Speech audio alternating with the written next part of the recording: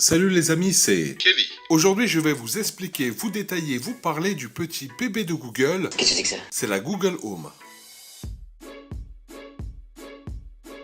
La Google Home est vendue comme un assistant, ou plutôt une assistante personnelle. Je suis votre assistant Google. Je peux faire des recherches pour vous, accomplir certaines tâches et vous proposer des activités amusantes. Conçue pour s'adapter à votre petit chez vous. Darty et la Fnac proposent un seul modèle, le blanc et gris, à 149 €. Ah ouais, quand même, hein? D'ici quelques mois, ils n'auront plus l'exclusivité et la Google Home sera disponible dans d'autres points de vente. Si vous souhaitez vous démarquer, vous pouvez personnaliser votre Home en choisissant une couleur et une finition, en métal cuivre ou métal carbone, mais pour l'instant uniquement sur le site de Google et attention à 42 €. Il y a des moments, j'ai vraiment l'impression que vous me prenez pour un imbécile. Hein. Pour la mise en route, c'est très simple. Branchez-la, téléchargez l'application Google Home et laissez-vous guider tout naturellement. Compatible avec Spotify, Google Play Music, Chromecast, YouTube et même si ce n'est pas stipulé sur sa petite boîte, votre assistante est aussi compatible avec Deezer et Philips Hue.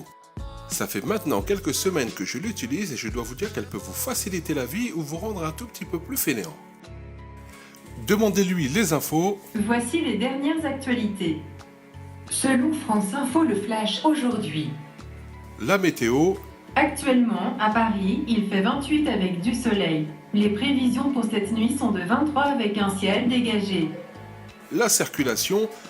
Le trafic est fluide entre votre position actuelle et Paris. Par conséquent, la durée du trajet est estimée à 1h16 minutes. Ou de mettre de la musique. Ok, je mets de la musique sur Deezer.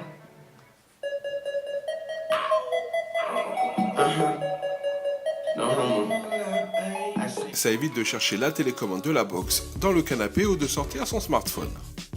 La Home est équipée également d'un minuteur qui peut se rendre très utile pour calculer le temps de cuisson ou pour les gamers, votre temps de jeu.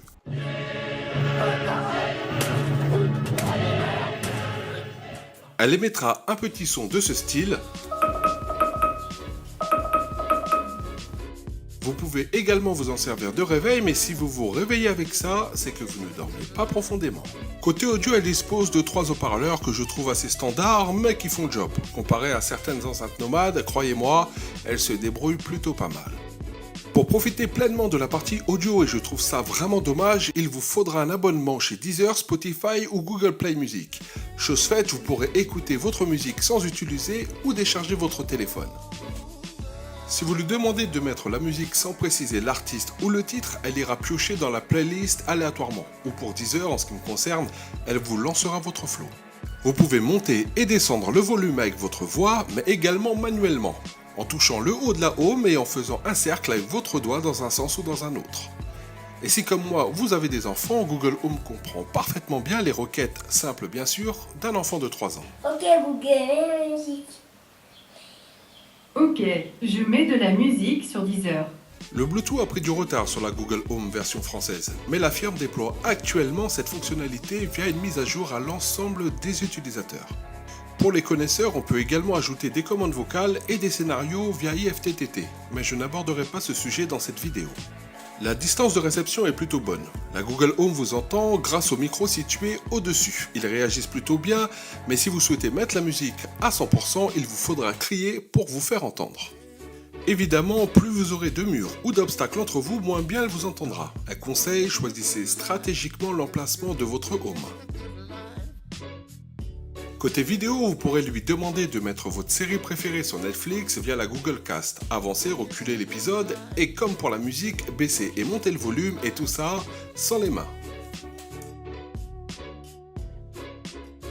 Un autre conseil, ne donnez pas à votre cast un nom trop compliqué, car n'oubliez pas, il faudra le lui préciser.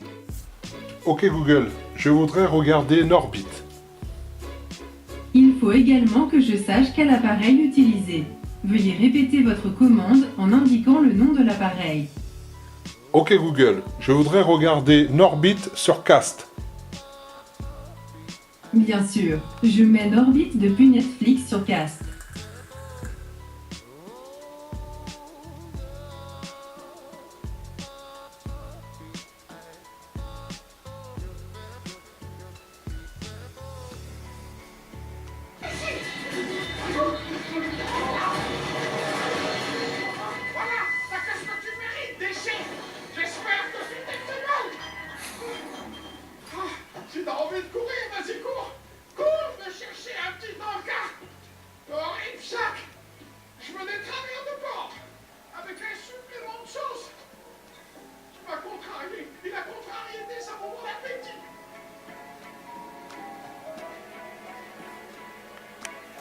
De plus, si vous lui posez une question et qu'elle ne trouve pas la réponse ou qu'elle ne comprend tout simplement pas ce que vous dites, vous aurez droit à... Désolé, je ne comprends pas.